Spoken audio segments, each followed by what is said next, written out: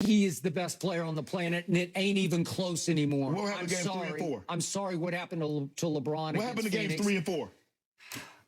Milwaukee is really good. One of the top 3 defensive teams in basketball. And who is Kevin Durant's nemesis defender? It's the guy who went to his school, P.J. Tucker, who went to the University of Texas ahead of Kevin Durant. He just plays his tail off against Kevin. I thought he fought his guts out on Saturday night. And all Kevin did was in the first 48 minutes go for 48 points against P.J. Tucker. And all he did was go, as Chris aptly pointed out, and I tried to explain to this man to open this show, he went 1-on-5 the whole night. James Harden was a pathetic shell of himself, a cardboard cutout, just like CP3 turns into in the State Farm commercials, one that you could blow on and he would fall over. I started calling him Logo James because all he could do is not shoot from the logo. All he did was dribble on the logo, dribble, dribble, dribble, and then hold the ball and look for Kevin so he could loop some dangerous pass to him so that Kevin could look up at the shot clock and say, my God, I got 5 seconds left. I got to create on P.J. Tucker. I'll go left, I'll go right, I'll spin, I'll fall away, and I'll make another basket.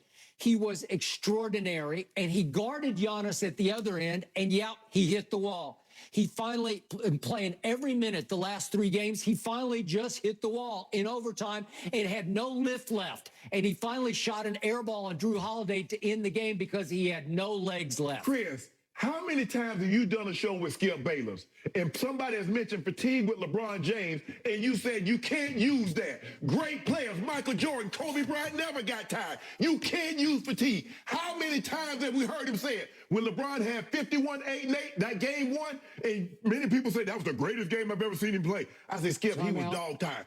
He can't get tired.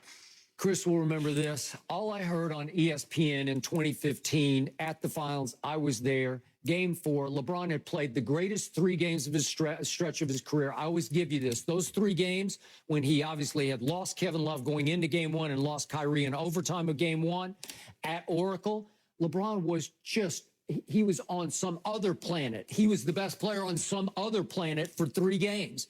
Then all of a sudden he's got game 4 in his house. They're up 2 games to 1. And I'm thinking this is going to be the greatest achievement of LeBron's career. And what happened? Nothing happened. All I heard the next day was he wore out. He wore down. He got tired. Really? The man who pays what, like $2 million a year for his fitness wore down. That's all I heard. He went 7 of 22. He went 5 of 10 from the free throw line in that game, and they got blown off the floor because Steve Kerr inserted Iguodala into the starting lineup to defend LeBron, and Iguodala wins MVP of the finals. I don't know. So maybe Kevin can get a little bit of a out of gas pass. Chris, what was game 7?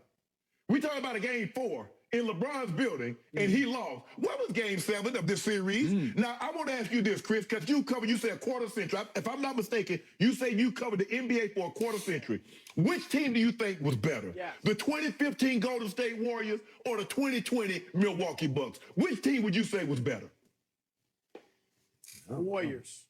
I don't know. It's closer than you think. And KD had more help for as much as Harden was a shell of himself. He did almost, 22, 9, and 9. Yeah. And Blake Griffin played pretty well. He had more help than LeBron had in 2015 without Kyrie and Kevin Love. Time out. You know that, Skip. That's yeah. His next guy was Matthew Dellavedova. Yeah, who was pretty great. Don't do that, Skip. Well, he was. Don't do that, Skip. He saved LeBron in games 2 and 3. Well, did he not? Did he not make big shots down the stretch? You see what he just did? So did Jeff Green save Kevin Durant in that game 5?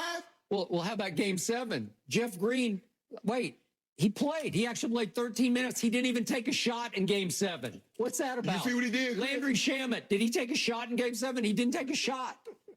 Jeff Green had 27 How much help did Kevin have? None. Okay, but zero. In that historic performance, you didn't mention Jeff Green. You talk about boom, shot right between the eyes. He just proved to you. You didn't mention about that 20. You didn't mention about that 27. You didn't mention about that 19. 49, 17, and 10. Is that not a virtuoso? Hold up. 3 steals and 2 blocks. Chris, what have we asked LeBron James in the playoffs for his entire career? what you asked Kevin Durant for 3 games. They said, KD, this is what we need you to give us for 3 games. We asked that for LeBron for the entire playoffs, not for a series, for the entirety of the playoffs. Remember, Skip, his last year in Cleveland?